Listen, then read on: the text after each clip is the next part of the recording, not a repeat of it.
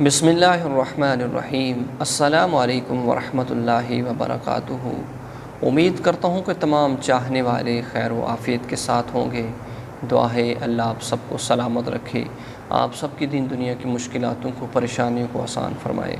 तो प्यारे साथियों, आज मैं आपको बताने वाला हूँ कि अगर आपने ख्वाब के अंदर कुर्बानी का गोश्त खाया है, कुर्बानी की है और कुर्बानी का गोश्त खाया है, ये दो ख्वाब हैं, तो फिर इसकी ताबीर क्या हो सकती है, क्या है इन ख्वाबों के अंदर, क्या रखा हुआ है, अच्छे ख्वाब हैं या फिर बुरे ख्वाब हैं और किस जानब इशारा जा रहा है। प्यारे साथियों, बहुत ही अहम वीडियो है, ज़रूर इसको पूरा देखिएगा और चैनल को सब्सक्राइब कीजिएगा, वीडियो को लाइक कीजिएगा और एक अच्छा सा प्यारा सा मोहब्बत भरा कमेंट ज़रूर कीजिएगा। अपनी राय से हमें आगाह ज़रूर कीजिएगा।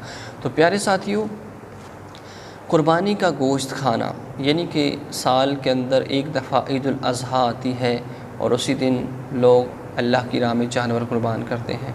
तो बड़े शौक़ से, बड़े ज़ौक़ के साथ हर कोई गोश्त खाता है कि उस गोश्त के अंदर अल्लाह ने बड़ी ताकत रखी होती है, अल्लाह ने बड़ी बरकतें रखी होती हैं और उसको खाना चाहिए कि उससे बीमारियाँ दूर होती हैं।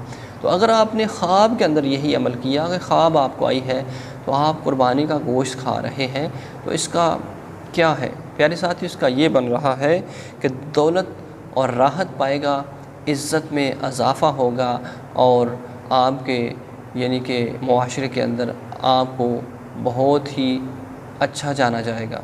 यही है कि अगर आप कुर्बानी का गोश्त खा रहे हैं, अगर आप कुर्बानी कर रहे हैं तो नेक बख्ती की अलामत है, खुशबख्ती की अलामत है, ज़िंदगी अच्छी गुज़रेगी और नेक्स्ट आने वाला जो है वक़्त वो भी बहुत अच्छा आएगा।